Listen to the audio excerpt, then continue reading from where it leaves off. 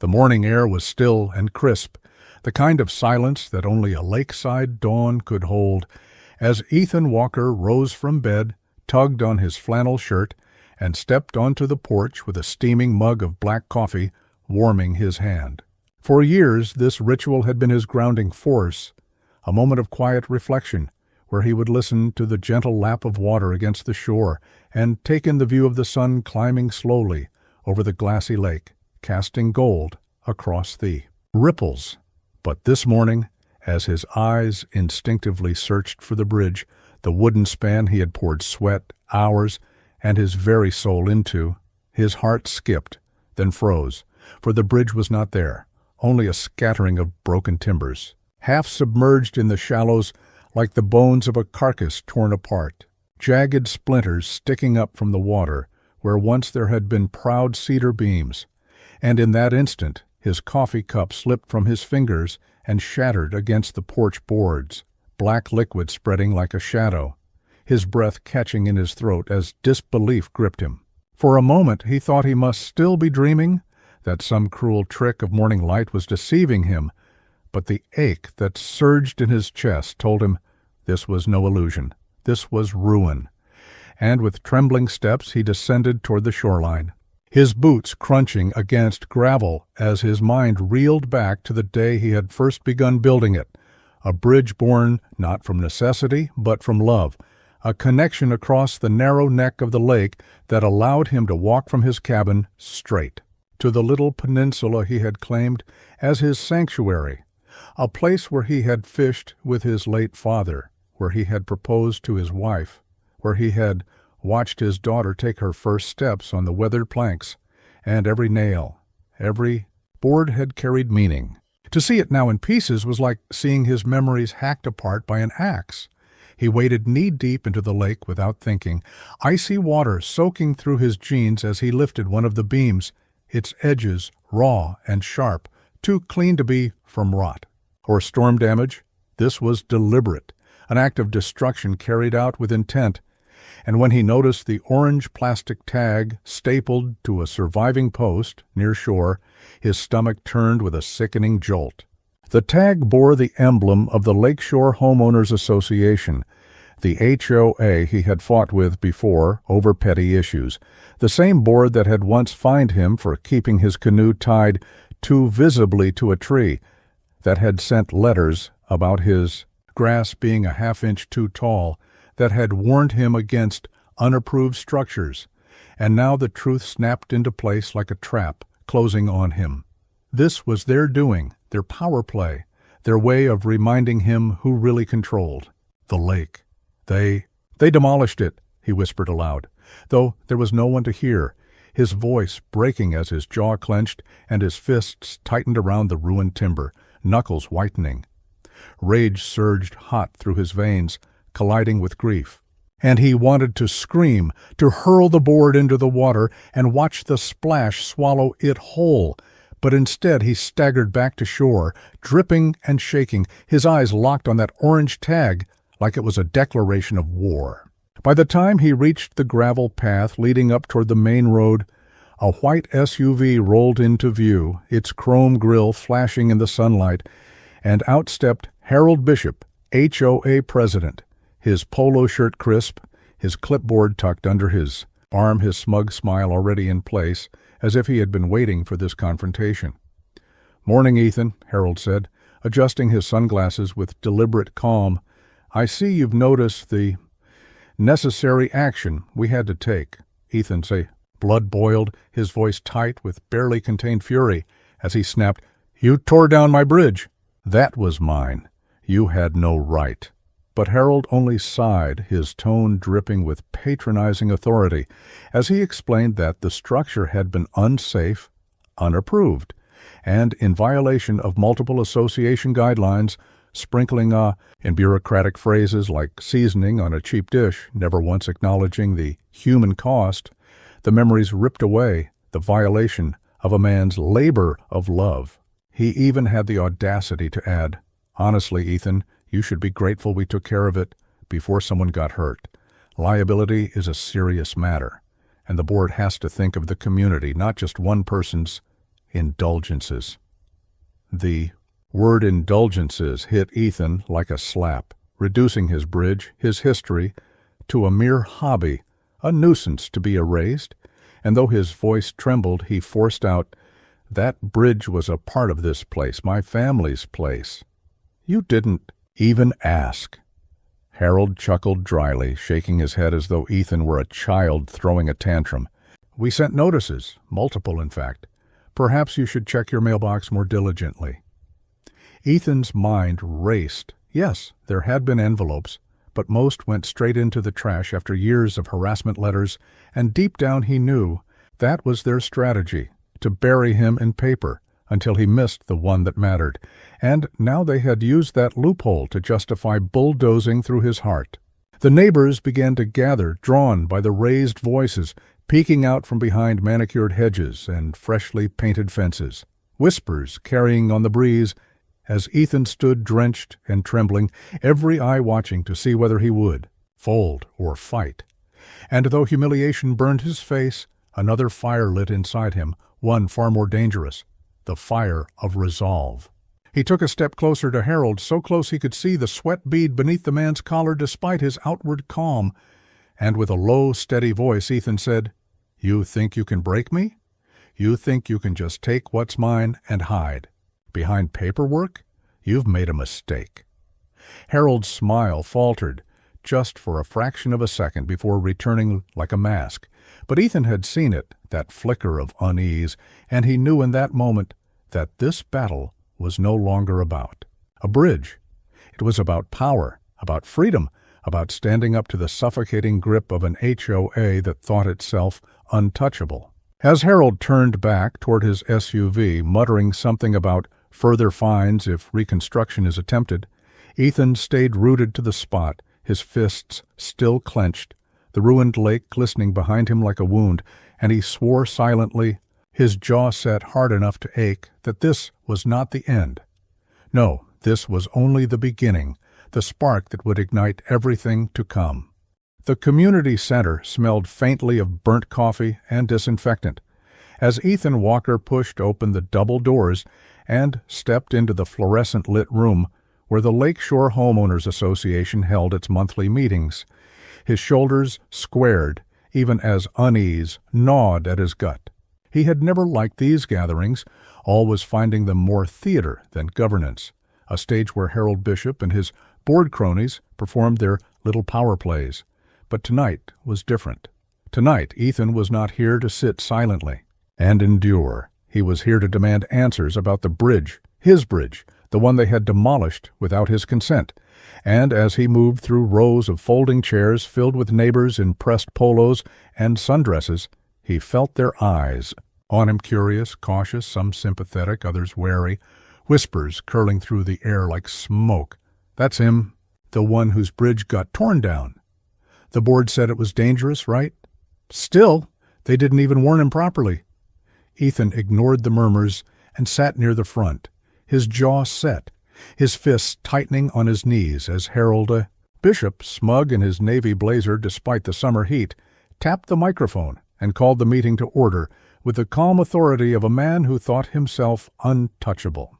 "First on the agenda," Harold announced, his voice smooth and rehearsed, "is a community safety update, specifically regarding the removal of an unapproved and unsafe structure that posed a liability to all Lakeshore residents."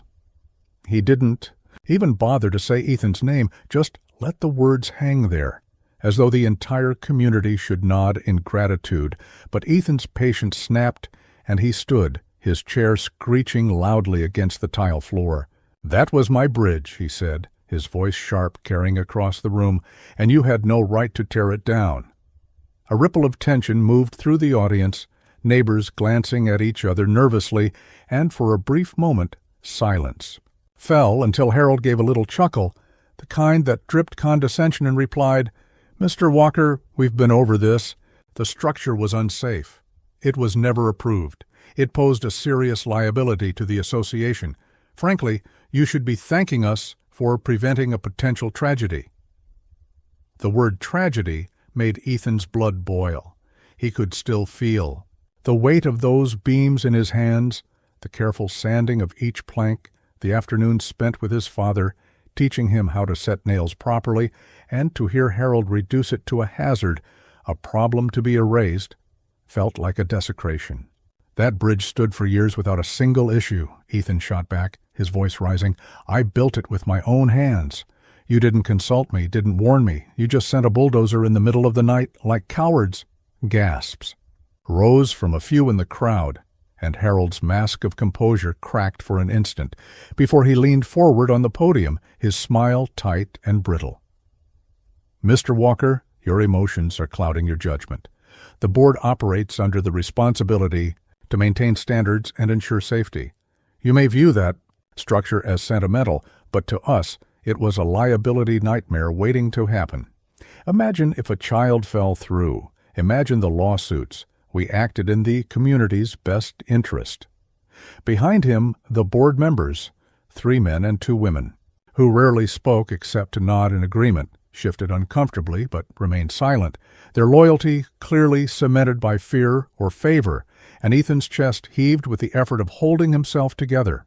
He scanned the room, meeting the eyes of his neighbors. Some avoided his gaze, but others, like Mrs. Crawford, the elderly widow who often waved to him from her porch, gave him a look of sympathy, a silent acknowledgement that what had been done was wrong, even if they were too afraid to say it aloud.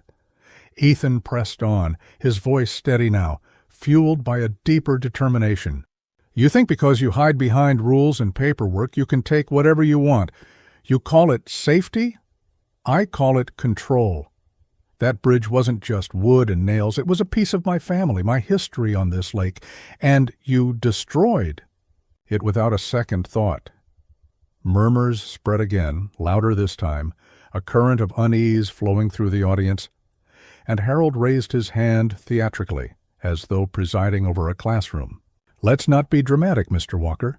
Your bridge was not sanctioned. You know the bylaws. You signed them when you bought property here. Any external structures require board approval, which you never sought. You violated the rules. We corrected the violation.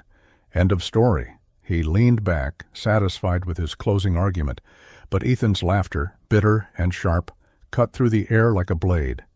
"End of story?" he repeated, his voice trembling with contained fury. "No.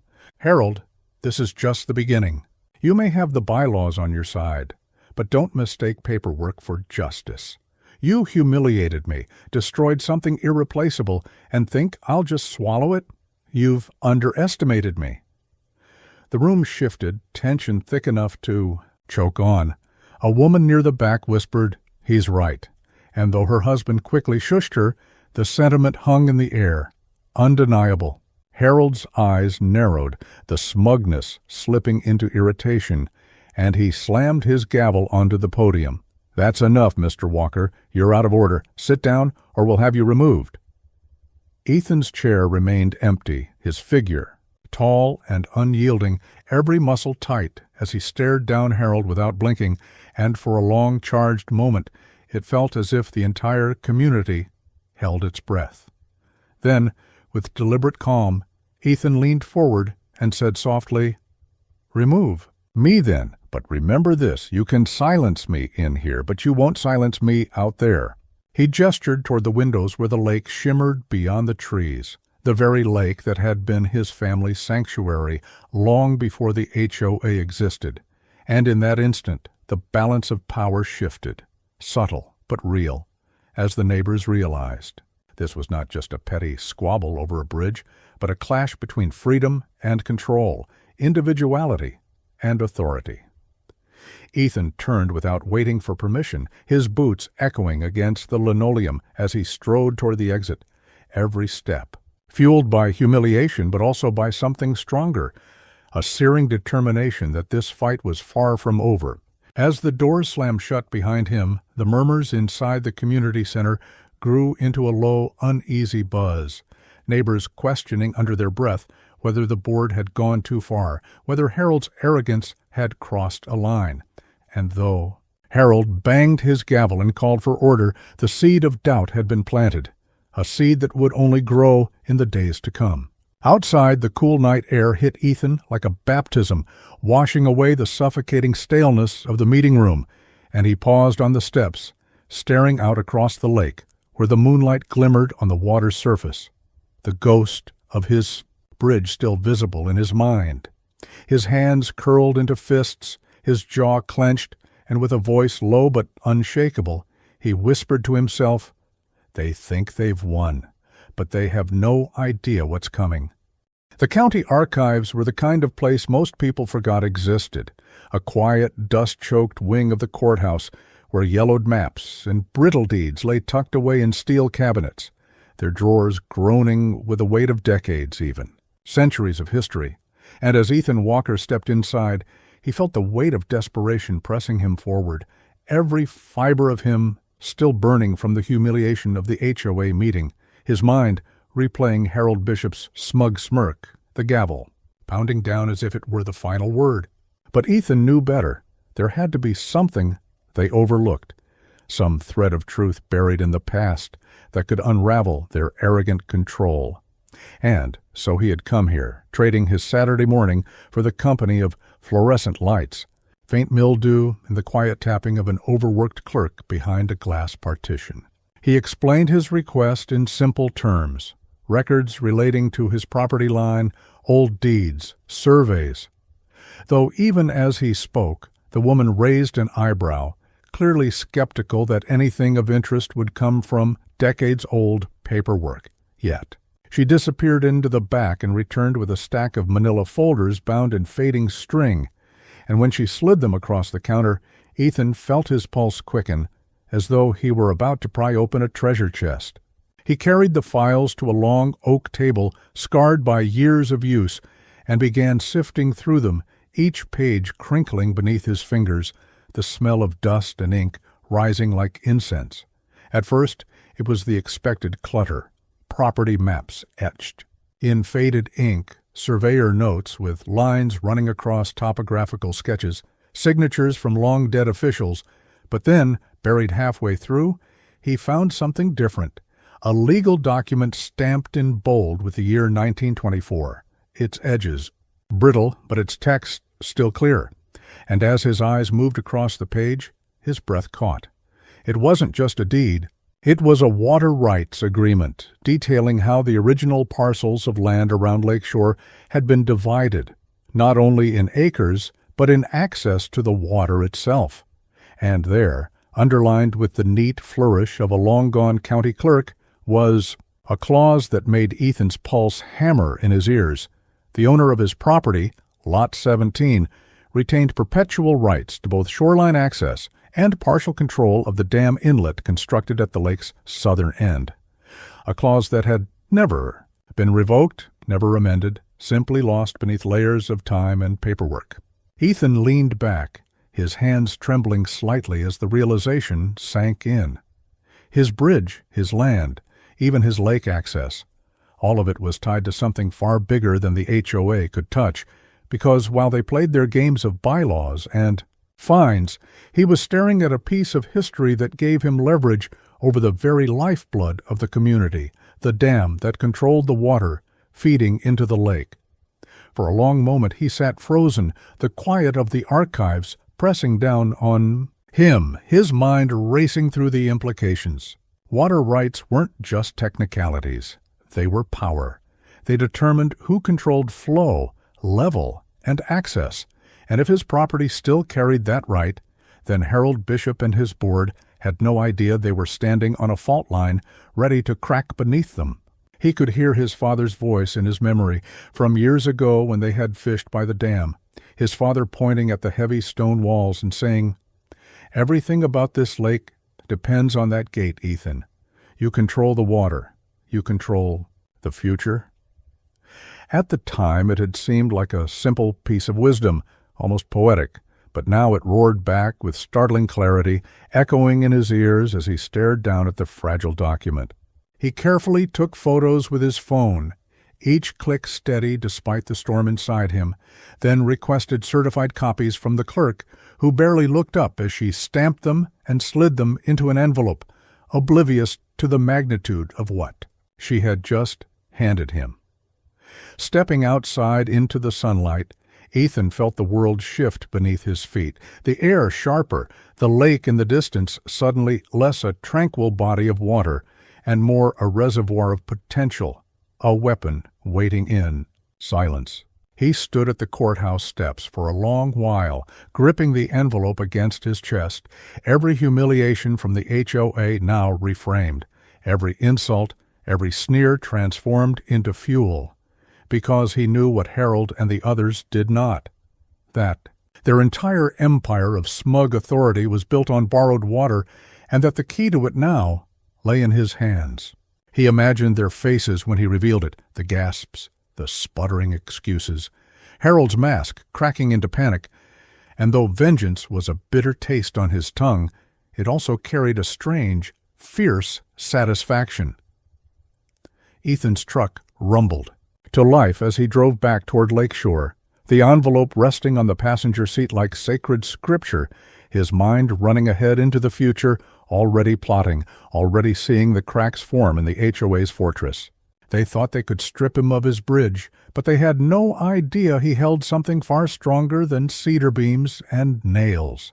He held the power to drain their lake, to expose their arrogance, to take back not just what was his, but what should never have been theirs to control. And as the dam's silhouette came into view on the horizon, its stone bulk casting shadows across the shimmering water, Ethan whispered to himself, not in anger now, but in certainty, the game has changed. By the time Sunday afternoon rolled around, the quiet hum of lakeside life had shifted into something heavier, an undercurrent of tension that clung to every conversation and hung in the air like a coming storm. Because word of Ethan Walker's discovery, his forgotten claim to water rights and partial control of the dam, had begun to seep through the neighborhood like ink spreading through clear water, whispered in driveways, traded over back fences, murmured between couples sitting stiffly on porch swings, and, though no one admitted to being the source, everyone seemed to know enough to form an opinion. The community that once prided itself on manicured lawns and neighborly potlucks now found itself fractured, each house aligning silently with either Ethan or the HOA, and the idyllic lakeside streets that once echoed with laughter and boat engines carried instead the brittle silence of suspicion. Ethan felt it immediately when he walked into the local market, the small bell above the door tinkling as he stepped inside, only to find conversations halting mid-sentence, heads turning before quickly looking away, the checker giving him a hesitant smile, as though afraid to be seen siding with him too openly. A man by the dairy cooler, someone Ethan recognized but barely knew, offered a quiet nod of respect, while across the aisle another neighbor, Mrs. Hendricks, pulled her daughter closer, muttering under her breath about troublemakers and ruining everything. He kept his head high, but the weight of eyes followed him, every step a reminder that his revelation had not stayed hidden, that the HOA's grip on narrative was beginning to crack, but also that he had become a lightning rod for the community's fears and hopes. That evening, as he grilled dinner on his deck, two neighbors stopped by, unannounced. James Crawford, the widower whose late wife had always defended Ethan's right to enjoy the lake, and young Lisa Ramirez, a mother of 3 whose children often played along the shore. They spoke in hushed voices, glancing around as though expecting Harold Bishop himself to appear from the bushes, and their words tumbled out in a mix of encouragement and desperation. "Ethan, we heard about the dam. If it's true, you have to use it. They've pushed too far for too long. People are scared to speak up, but if you stand, they'll follow." Lisa's eyes glistened as she added, "They fined me for letting my kids leave toys on the dock. Toys, Ethan, like we're criminals for letting children play. Someone has to stop them." Ethan listened, his chest tight, knowing he had supporters, but also knowing how fragile that support was, because siding with him meant defying the board, and defying the board meant risking fines, harassment, even legal threats. Still, their presence gave him strength, proof that he was not alone, and when they left, He caught the flicker of curtains shifting in the house across the street. Harold's ally, Greg Patterson, watching, phone in hand, no doubt ready to report the secret meeting to the board. The next morning, a different scene unfolded. At the coffee shop, Ethan overheard two men at the counter muttering about how reckless it would be if he played games with the dam, how property values would plummet, how the entire community could collapse if the water level dropped. One even said, "He'll destroy us all just to get revenge." And though Ethan wanted to confront them, he bit his tongue, realizing that fear was spreading just as quickly as support, fear that he would wield his newfound power not as leverage, but as a weapon. The lake itself seemed to mirror the unease, its surface calm, but its depths hiding unseen currents. And as boats cut across the water, neighbors exchanged stiff nods instead of waves, the once tight community unraveling thread by thread. Night. Ethan sat on his porch watching lights flicker across the shore, imagining the conversations happening in living rooms, some encouraging, some damning, and he felt the gravity of the choice before him. Leverage was only as powerful as the will to use it, and the community was splitting, because no one knew which path he would take. Meanwhile, Harold Bishop wasted no time fanning the flames of division, sending out yet another HOA newsletter. Printed on glossy paper, this one framed as a community alert, warning residents of misleading claims regarding property rights, and urging everyone not to be deceived by individuals seeking personal vendettas at the expense of collective safety. The letter didn't name Ethan, but everyone knew who it targeted, and the language dripped with the same arrogance he had displayed at the meeting, doubling down on authority while painting dissent as dangerous. Some neighbors clung tighter to Harold's narrative, convinced Ethan's revelation was a threat, but others, angered by the condescension, whispered louder in their support of him. By midweek, the divide was undeniable. Houses that once joined together for block parties now avoided eye contact. Children who had played freely now kept to their own yards, and even the air carried the heaviness of something broken. One evening, as Ethan returned from a long walk along the lake, he found a note pinned to his door with a thumbtack. It was unsigned, written in hurried handwriting. "We're with you. Don't let them scare you. They can't control the water." He folded it carefully, feeling the weight of both hope and responsibility. But minutes later, his phone buzzed with a text from an unknown number. "Back off, or you'll regret it." The contrast hit him like ice and fire colliding, proof that his battle had become more than just personal. It was tearing at the fabric of the community itself. Sitting at his kitchen table with the old water rights deed spread out before him, Ethan realized he was standing at the center of a storm. To some, he was a hero. To others, a villain. And the truth was he hadn't yet decided what role he would play. But one thing was certain. The days of quiet compromise were over. Lakeshore was no longer united, and every whisper, every glance, every knock on his door only reminded him that the HOA's arrogance had lit a fire. And now, whether he wanted it or not, Ethan was the one holding the torch. The envelope was waiting for him when he came home, taped brazenly to his front door in a way that made it impossible to miss.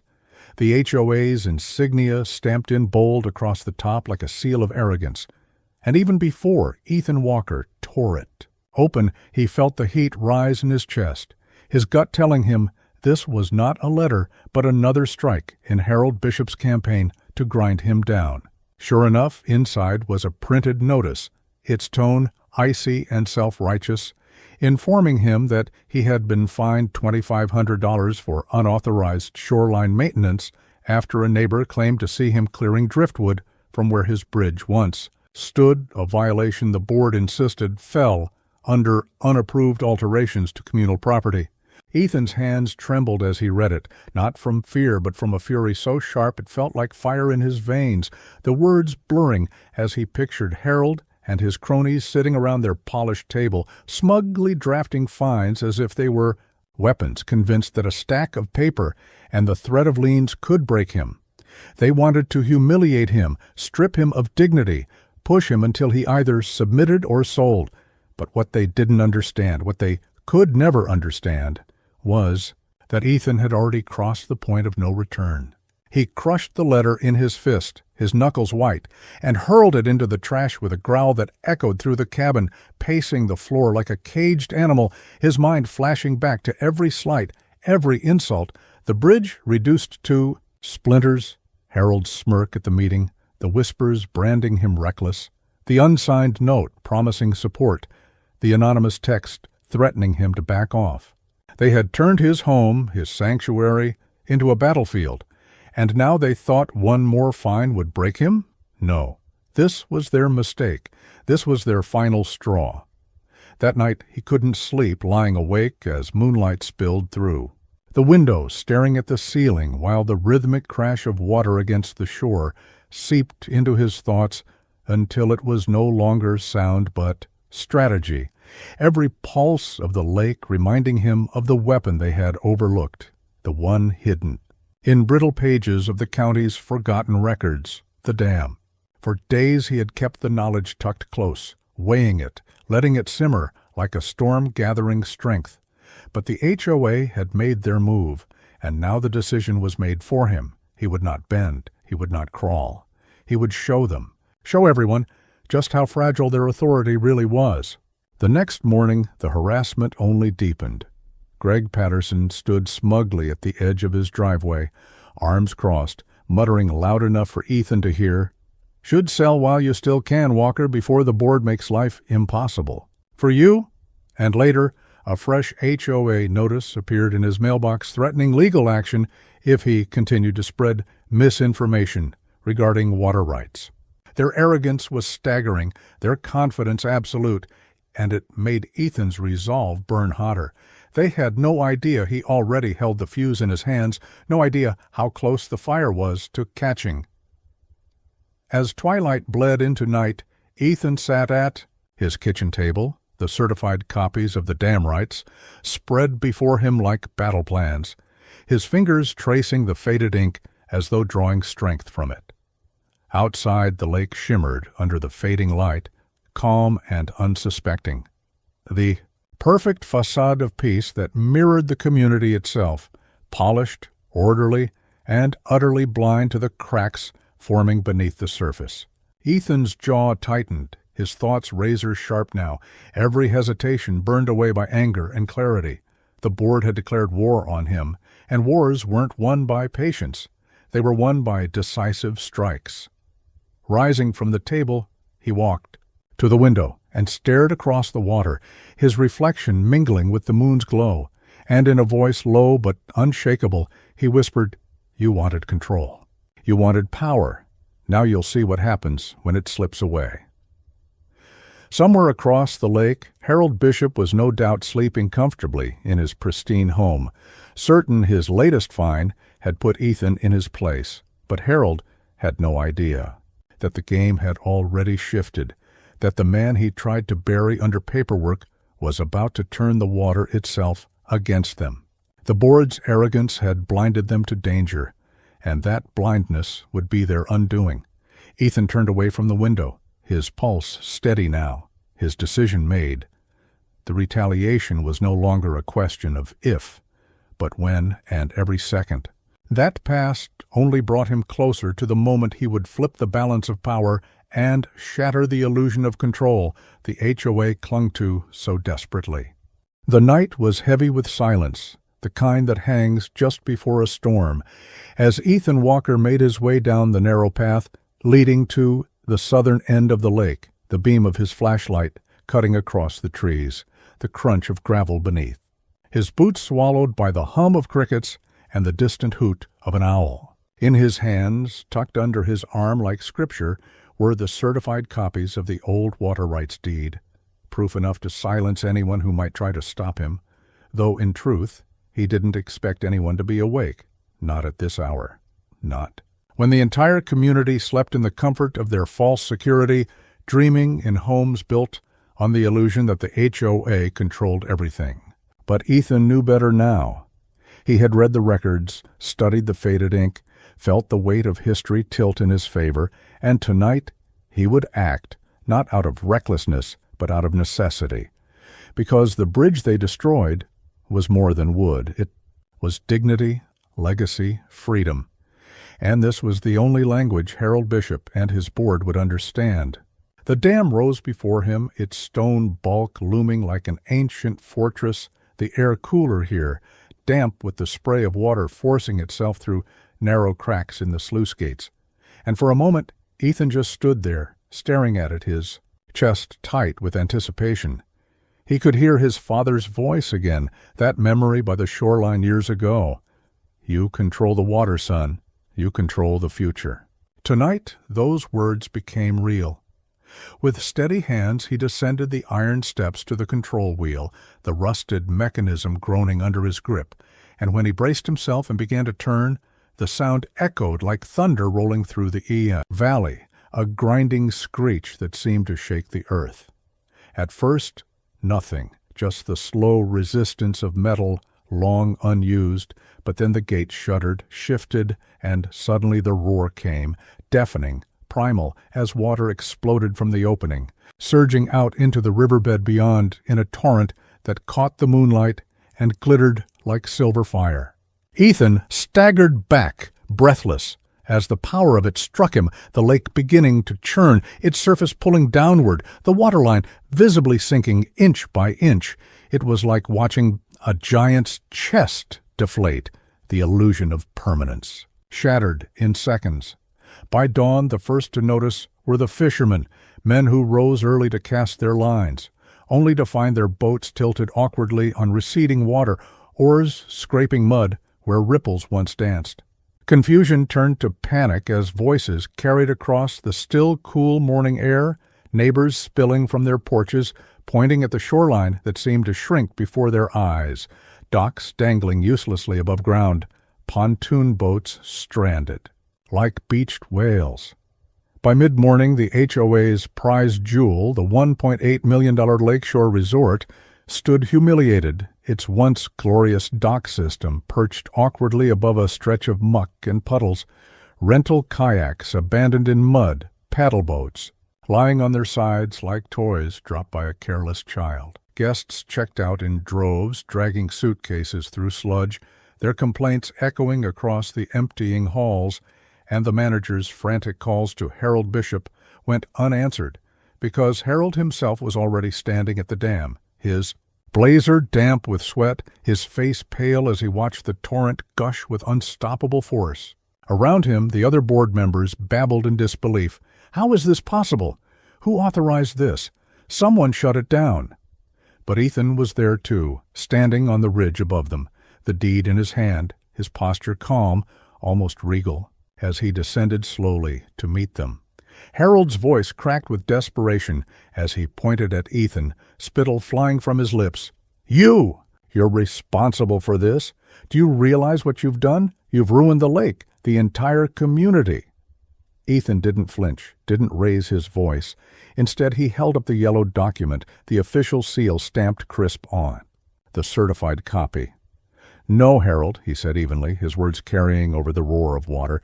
"I've exercised a right that's older than your board, older than this HOA, older than you. You think you own this lake. But the truth is, you never did. You built your empire on borrowed water, and now you're watching it slip through your fingers." The other board members gaped, some in disbelief, others in dawning horror, as the reality sank in. This wasn't vandalism, this wasn't rebellion, this was legal, ironclad, written into the very foundations of their community, and there was nothing they could do to stop it.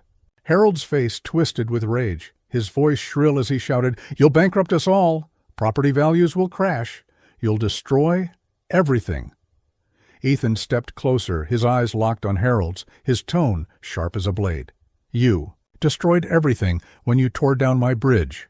This—" He gestured to the rushing flood. "This is just a reminder of who you underestimated." Behind them, the lake continued to fall, its shoreline retreating at a shocking pace, muddy banks stretching further each hour, exposing tree roots and rusted cans long hidden beneath the water's surface. Children cried as their families realized. Their swimming holes were gone. Boat owners cursed as thousands of dollars of fiberglass sat useless on dry ground, and whispers spread like wildfire through the community. Ethan Walker had done this. Ethan Walker had opened the dam. But where the board saw chaos, others saw vindication. Neighbors who had grown tired of the endless fines and arrogance of the HOA now whispered with a kind of awe, their eyes bright with something like hope. Mrs. Crawford, frail but fiery, told anyone who would listen, "He's showing them they're not untouchable." Maybe it took something drastic, but he's right. This community belongs to us, not just Harold and his rules. The divide that had simmered for weeks now split wide open, supporters and detractors clashing in heated arguments, on porches, in driveways, along the very streets that once symbolized unity. By evening, television crews had arrived.